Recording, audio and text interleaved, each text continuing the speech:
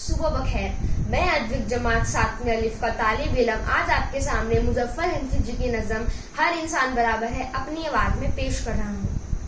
चीनी हो, जापानी हो, रूसी हो, ईरानी हो, बाशिंदा हो लंका का या वो हिंदुस्तानी हो, सबका मान बराबर है, हर इंसान बराबर है। अनवर हो, अरबिंदु हो, मरियम हो या इंदु हो, मुस्लिम हो या ईसाई, वो सिख हो या हिंदू हो, सबका मान बराबर है, हर इंसान बराबर है।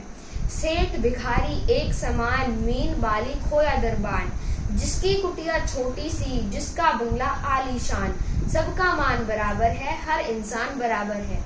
फौजी हो या पटवारी, मिर्यासी या भंडारी, खेती करने वाला हो या करता हो सरदारी, सबका मान बराबर है, हर इंसान बराबर है।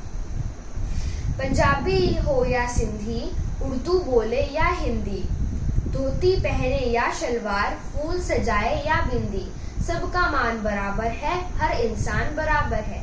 काम जरूरी करता हो या मजदूरी करता हो, जो भी हो वो जैसा भी मेहनत पूरी करता हो, सबका मान बराबर है, हर इंसान बराबर है। शुक्रिया।